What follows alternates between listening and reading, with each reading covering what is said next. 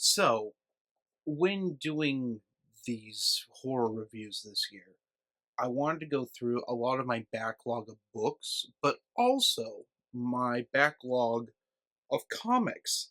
Yes, I haven't talked really a lot of comics this year, and I've been saving them up and just for like the right occasion when I start running out of time, I can read comics a lot faster than I can read a novel per se. Um, But I wanted to pick something that genuinely left an impression on me when I read it the first time, and that is 30 Days of Night. This is written by Steve Niles and has art by Ben Templesmith. In this, we have the Ullmans. We got Eben and Stella. They are the sheriffs of a small town called Barrow, and it's in Alaska.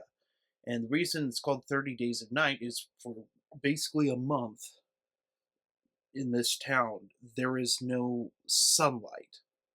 Alaska's weird. The furthest north you get in the world, and I'm assuming it's the same way the further you go south, the weirder the cycles of the sun and moon are. They're just different. As my grandfather once told me, it's just very hard to live in Alaska. Some people love it there. I don't quite get the appeal. It's almost too rural for my taste.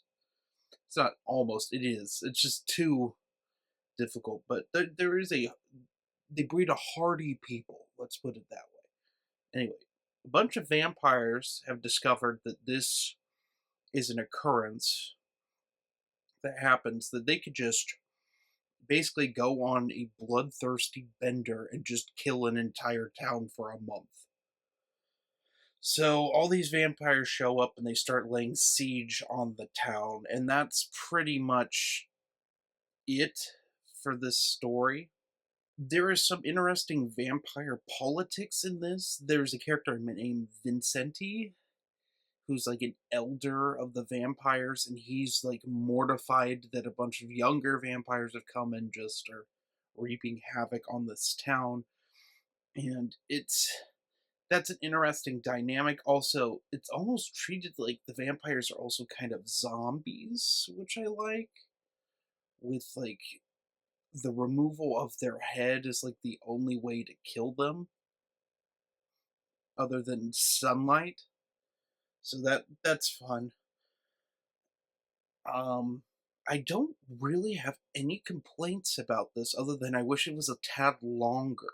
This is the shortest of the 30 Days of Night comics, and there are a bunch of 30 Days of Night comics. Because this was really successful. But it is sad. It's bleak. Uh, the art is a special kind of bleak that I've never seen done well, except for here.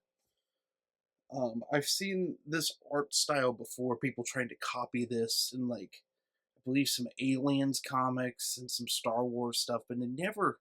It just works here. I don't know how to describe it other than it's kind of minimalist and at the same time just disturbing.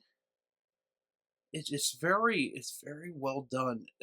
It's one of the most unique art styles I've seen in years. Now, this was an interesting one because I picked this up. If y'all remember Comixology, Comixology was the good stuff. If you wanted to get digital comics, it was like the best app. It's now been completely moved to Amazon Kindle, which, it is what it is. I'm not a huge fan of that, mainly because Amazon, like the Kindle app, does not like to play ball with Apple devices. So you can't actually buy anything with your iPad. So I have two tablets now in order to use like Comixology stuff. But thankfully, Comixology Unlimited is still a thing because I believe all of 30 Days a Night you can get if you have Comixology Unlimited, which is I think $4.99 a month. You get access to tons of comics that you can just download free.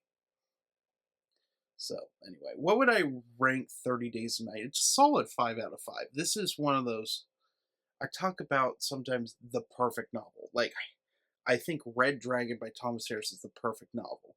This is the perfect horror comic. There is never a dull moment in it. It's never boring. It's never tedious.